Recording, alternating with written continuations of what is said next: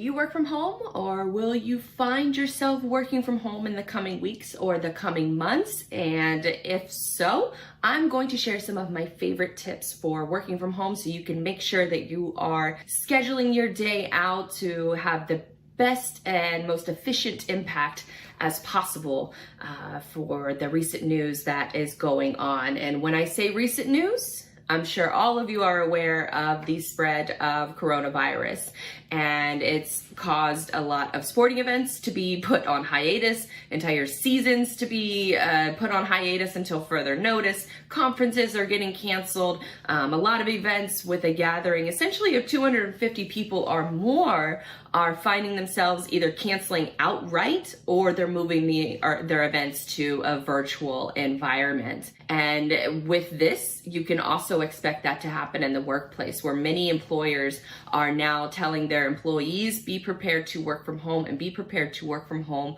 for a while. And now for a lot of people, you may not have ever worked from home. But for someone like myself, I have actually worked from home for 3 years now. And I know that from, sort of personal experience, I love it. But I know that other people find it a little bit challenging to make that adjustment from a normal work environment in order to work remotely or to work out of their house, maybe a coffee shop. But I'm here to share my tips on how to be the most successful version of yourself while working from home. Now, maybe this is your first time catching one of my videos, and if so, my name is Blythe Brumleve. I own a digital marketing agency called digitaldispatch.io, where I mainly help trucking and logistics companies with ROI-driven websites. I also have an entrepreneur-focused blog at bonjourwithblythe.com, where I share, sort of the wins and losses of being an entrepreneur in today's world. And basically all that to say that I'm pretty well versed in working from home and creating a lifestyle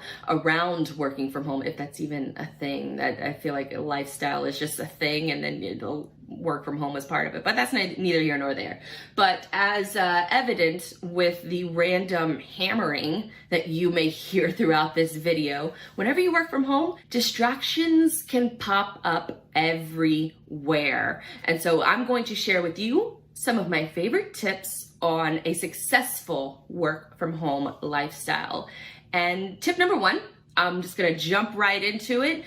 Block off your calendar. But communicate that calendar to your boss. Say you have a boss. I'm the boss with my particular company, but I have clients that I work with that are technically my bosses. Or maybe you are shifting from a traditional work environment to working from home, and you have to pretty much rearrange your schedule so that your boss knows what you're doing each and every day. And so with that, what I like to do is I like to do calendar blocking. And how I'll set up my schedule for the week is what I'll do is every Sunday, I will write down 3 to 4, 4 is kind of ambitious, but usually 2 to 3 priority projects that I want to make sure that I get done that week. And now, in addition to that, I put those events earlier in the week so that I can make sure that I tackle those big projects first and foremost. And when I do plan on tackling those big projects first and foremost, I'll tackle them first thing in the morning. Before I get email, before I jump on social media, I want to tackle those projects first. And blocking off your calendar helps tremendously in that regard, because then your boss knows what you're doing. Your clients can't sneak in with an email asking for a last minute demand, and you're still answering those emails, but you're doing them at a later time. Some of you may work in an environment where your boss is kind of you're expected to be on email all the time, which is probably understandable for a lot of companies that are making this transition to having a remote workforce. They still want to have that almost like Big Brother vibe where they're making sure that you're doing what you're supposed to be doing all the time. But if you communicate, if you block off your schedule and you make that schedule public to your boss, then they know what you're working on. And if you don't deliver on those projects, then that's on you and that's your fault. And so when you set aside those priority projects, you're still taking care of all of the things that you are meant to do, but then you still have a little bit of freedom to not have to get dressed up for the office, not have to worry about hair and makeup. I did makeup for this video, but if you notice, I'm in a regular t-shirt. Most of the time when I do my videos from home, when I am working from home, I have a nice shirt up top and pajama pants on the bottom. That's one of the really good benefits of working from home. But some people find to be more successful when they do act like they're getting ready for work in the morning. They get dressed up in work clothes and then they go right to their office within their home environment. And if that works for you, great. To me, that's a lot of wasted time. It's a lot of wasted hair and makeup products. So I choose not to do that. But the key with the theme of a lot of this video is you have to sort of maneuver and you have to find out what works best for you. But starting off with tip number 1 is to block off your calendar with the most important priority projects that you have of the day, of the week, and then diving into your social obligations, which includes the emails and social media and any other kind of messaging that your connections, phone calls, things like that you have to sort of get out into the world. My second tip, and it's one of the more important ones, is to put your cell phone in another room. Because let me tell you how many times you're gonna pick up that cell phone, you're gonna scroll social media, you're gonna scroll your emails, you're gonna get distracted, text messages, things like that. And the biggest culprit behind that are friends and family who may be in a similar situation to you, where they're working in a traditional workforce and then they're going into a work from home environment. It almost feels like a vacation. It's not a vacation. You still have work to do. And the biggest distraction that pulls you away from that work and makes your boss not trust you, makes your clients not trust you, is the fact that you're getting distracted by your cell phone. So what I have found that really, really helps me is to take my cell phone and put it in the other room, and then I'm only checking it when I'm going to get coffee or when I'm taking a bathroom break or just, a 15-minute break here or there. That's when I check my phone, because otherwise if it's sitting right next to me, I'm going to get distracted and my work is going to suffer. So that's a big one, is putting your phone in the other room so you're not tempted to even look at it. Do that one, try that one. That's probably the most important one on this entire list. Now, tip number 3 is try to, and it sort of piggybacks off of the last tip, is try to ignore the addiction of social media. During a sort of a pandemic like this, it is really, really easy to get sucked into social media. And then before you know it, hours pass on by and you don't know what you've done with your life except for just grow your inner anxiety. Maybe you bought a bunch of global pandemic treats or, stuffed supplies to keep in your house. And then you start just emotionally eating. And Floridians deal with this a lot during hurricanes. When an impending hurricane is going to be coming, a lot of us will just sit there and we'll just continuously refresh social media, and then we'll end up eating all of our hurricane snacks, and the damn storm gets here and we got nothing to eat. Don't do that, because scrolling social media will only increase your anxiety about it. So block those apps from your desktop, you don't necessarily have to delete them from your phone, but it could help you in a situation like this where you're trying to make that transition into either a work from home lifestyle or just a better work from home environment where you're not getting distracted all of the time. And to piggyback off of that as well, there are a couple different desktop apps that really, really help me curb my social media addiction. And one of those is called the Pomodoro Method. And I think I'm saying that right. Pomodoro. I think it's Pomodoro Method. And one of these browser extensions is called the Marinara Pomodoro. And you can install it on Chrome. I'm pretty sure they have an extension for Firefox as well. But it's basically the methodology of working in increments. So you work and you focus for 25 minutes at the timer on your browser. You set it, and the timer goes off after 25 minutes, and then you take a 5-minute break. And you do this 3 times in a row before you take a long break. And a long break is considered like 30 to 45 minutes, I believe. So you set these increments so that you're focusing, and it not only helps your focus, but it also helps the eye stress of looking at a screen for long periods of time, which focusing on anything for long periods of time can affect your vision, can just make it a high sensitivity. Before I tried this method, I would have days where like by 2 p.m. my eyes are just completely watering and just dried out and irritated. But so ever since I started this method, it's really, really helped the dryness of my eyes. I know a lot of people will probably hear them say, oh, we'll get some blue light lenses. And that's not, from what I have found out recently, that actually the blue light lenses are kind of a scam. Yes, the blue light is intense,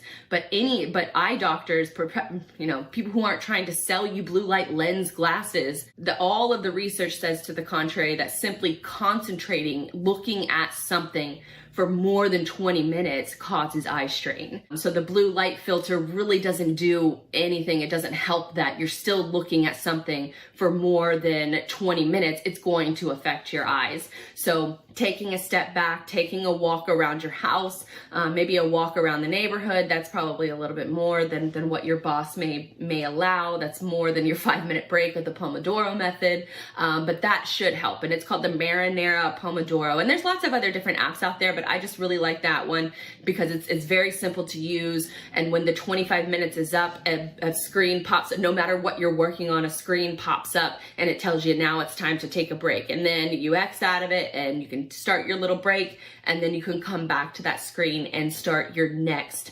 25-minute work session. Another app that I really, really love too is a lot of people love to listen to music while they're working, but sometimes you need that concentration where you're not hearing words, if that makes sense. Like when I'm writing, or when I'm writing copy or blog posts, even emails, things like that, I find it really difficult to write well when you're listening to music and you're hearing different words in your ear. So what this other app that I love is called Brain.fm, and it's a focus playlist. Now they have like the sleep playlists and all that you can listen to while you're going to sleep, or just simply like background noise. But this particular focus playlist, and I'm going to read directly from their website because it's like scientifically created to where it's different waves that go through. Let me let them explain it.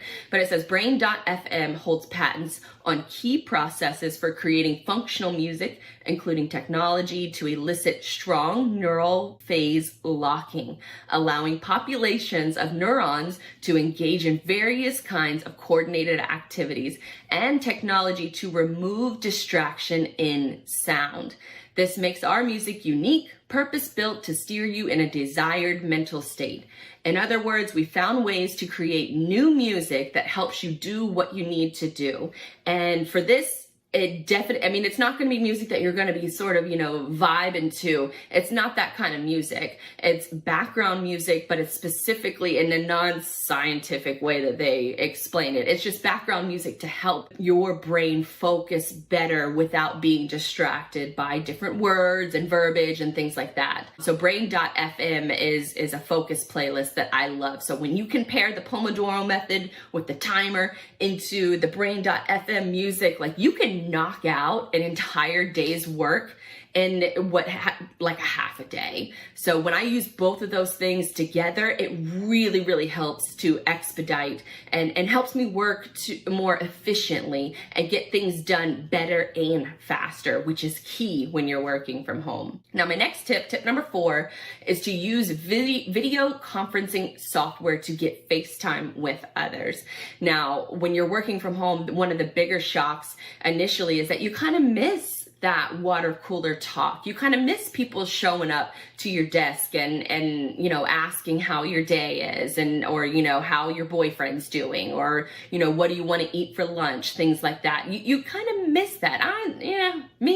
I don't really miss it. I get enough of those conversations all day. I get text messages, nonstop, instant messages, and it's too much. So for me, I don't really miss it, but I know that that's one of the bigger gripes for a lot of people, that they say that they need the social environment of working in and around people in order to really succeed at work. I kind of think that's horseshit, But at the same time, it's different strokes for different folks. So if you find yourself in one of those environments where you need to have a face-to-face meeting with someone, Zoom is going to be your best friend while working from home. And one of the better tips about Zoom is that they have one of those fantastic face filters to where if you are working from home and you don't want to do your makeup, you still want to look presentable. Maybe you haven't even had your coffee yet and your boss is trying to have, a 7:30 a.m. meeting. Well, get on Zoom and get that little filter, and then you won't look like as much of a hot mess as you feel like you look. So Zoom is a great one for video conferencing. Also, a side tip for those of you who are into podcasting and video interviews, Zoom is also really, really good for that as well. An alternative to Zoom is free, by the way. So in addition to Zoom, there's other free platforms as well. Google Hangouts and Skype. Skype, used to get a bad rep back in the day, but they've really made a lot of improvements to their platform. So that is working a lot better than what it used to be.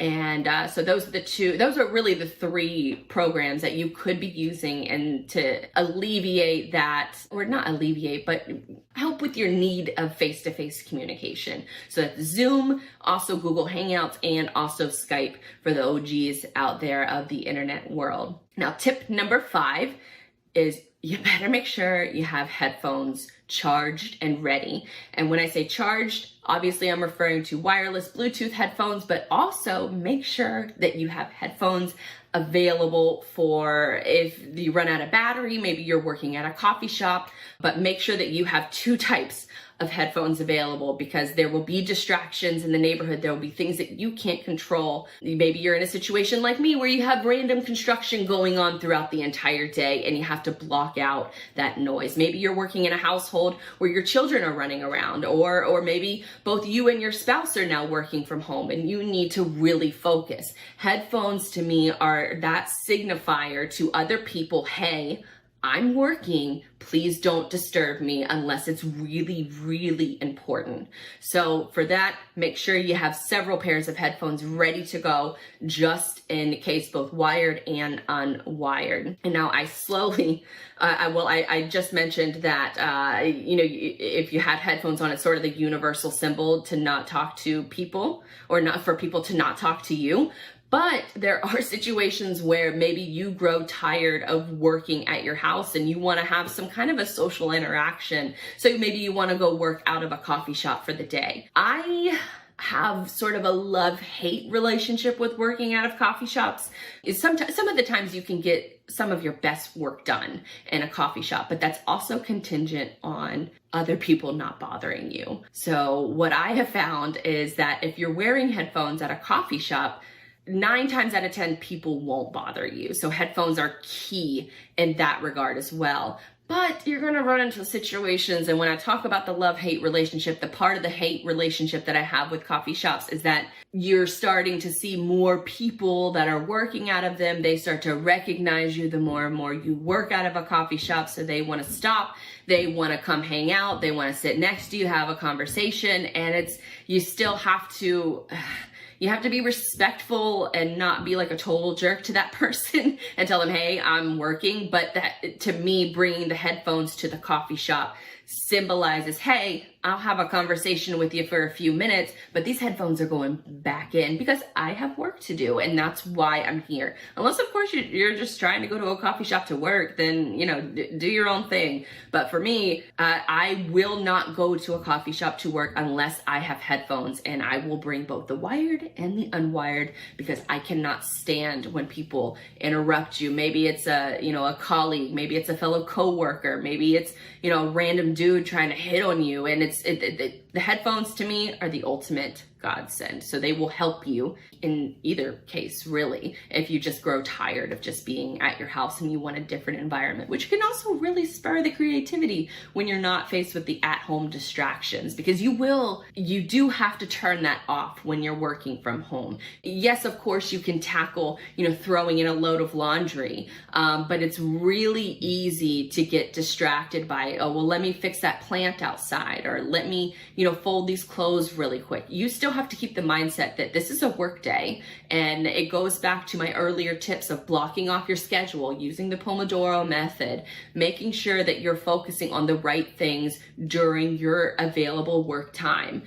So just make sure that you keep those little things in mind, that those distractions can add up when you're talking about doing laundry during the day. Well, let me just, get dinner started and I can just do these other little things first. Those little things add up, especially when you add in the extra distractions from social media and other commitments that may be around you. When you are done for the day, and maybe not if you're even done for the day, maybe if you're on a long lunch break, there's also the situation that we're going to be facing where gyms likely will become the place that are also closed down to the public as well. That should not stop your workouts. And if you have maybe you have a little bit of like cabin fever where you just got to get out of the house, you got to get some aggression out, or not even aggression, but you just got to get some mental clarity. And for me, going to the gym is that exact mental clarity. Sure, you get the benefit of the physical benefits of the results that you get to see by going to the gym. But for me, the more important benefit that I get out of it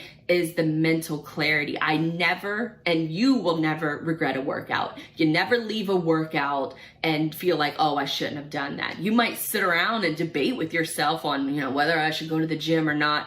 And you still have to keep that as a priority. Now, even if you're not allowed to go to the gym, maybe your local gym is closed down during this coronavirus crisis, which it probably will be. The gym is one of the places that you have to disinfect a lot of things before and after really every workout or every set that you do on different machines. So you have to keep that in mind, that you might have to switch your workouts, or you might have to start up a workout routine at your house. And you don't have to go crazy with all the equipment. Body weight workouts are fantastic. There's plenty of YouTube videos out there that you can search that have lots of body weight exercises. And I guarantee you, after you do those, and if you put those into your blocked off schedule, there's zero chance that you will regret it. And it'll help you with the sort of the transition of feeling like, my work and my home space are no longer separated. It feels like they've sort of combined into two, where you can't separate the two. Working out helps you alleviate that additional anxiety, that additional stress. So make sure that you're making going to the gym, and if your gym is closed, still finding time and making it a priority to work out. It's a big, big thing that a lot of people miss out on. Now, when you're off work and you've done your workouts and you're still finding yourself sort of stuck at home because you can't really go to any events, this is also going to be the perfect time for a lot of you to catch up on that book that you've been meaning to read, maybe a video game that you've been wanting to play, or an arts and crafts project that you've wanted to tackle but haven't seemed to find the time. We're going to be faced with a lot of these decisions over the next few months, and this is going to be the perfect time to get back to a little bit of me time, or maybe a little bit of quality time with your significant other, or maybe your kids, your parents. And arts and crafts and video games and books are really for solitary, but any of those other things are going to be really great. So think creatively, try to think outside the box. It's not all doom and gloom as far as that's concerned. Just make sure that you're adding to the off time. Even though you're working from home, you still need to make it a priority to add to that personal off time too. And the best way to do that is through your extracurricular activities that don't require going into large public spaces, because those probably aren't going to be available for a while. I think that about wraps up a lot of my tips, but I did want to share, just a final couple notes, and probably the most important one on this list is to be nice. Check on your neighbors. This is going to be a really stressful time for a lot of people, and check on your neighbors and your family. I was just reading a story earlier today about this woman who pulled up into the parking lot and she wanted to get some supplies from the grocery store. And there was an elderly couple parked next to her, and they rolled down the window and asked her to do her grocery shopping for them. They were terrified to go into the grocery store because they felt like they were going to, contract coronavirus, contract something that was going to harm them. And so what the elderly couple did, she gave the woman $100 bill and a grocery list, and the woman went inside and did the grocery shopping for them, came back out, put the groceries in the trunk of the car, and the woman was so incredibly thankful that this perfect stranger just did this for them.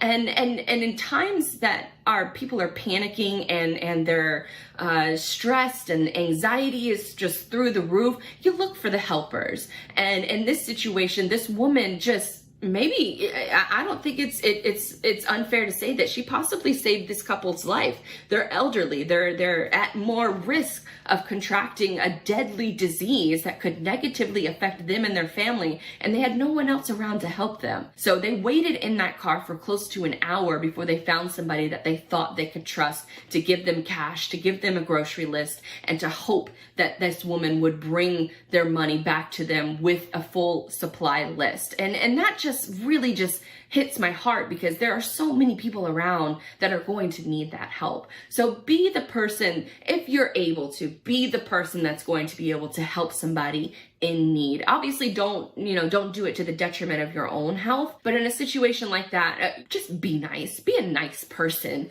And I think it just goes without saying that this entire situation is, don't panic, stay vigilant, but don't panic, because panic doesn't help anybody. There's going to be plenty of people that are going to be panicking in the coming weeks and the coming months over this situation. And it's the last thing that society needs, is people to panic and to think that there's, that there's only going to be the worst possible case outcome. And when an overwhelming majority of healthy Americans are going to be just fine, unless you have an underlying immune disorder, or something else that's affecting your health, obesity, even older smokers, things like that's going to increase your chances of this coronavirus being significantly more impactful on your life, possibly death. So obviously, take the proper precautions wherever you see fit. Help your neighbors, help your family wherever you see fit, but panic is not the thing to do. Listen to medical professionals. There's also, I'm going to link to this episode of Joe Rogan where he had a gentleman by the name of Michael Osterholm, and I hope I pronounced that correctly, but Osterholm. He's an internationally recognized expert in infectious disease, and he has about an hour and a half talk with Joe Rogan where he answers answers all kinds of questions about coronavirus, where it was started, how it's spread, and that there's a common misconception out there that you're wearing a face mask and that's going to help you. That's not the case.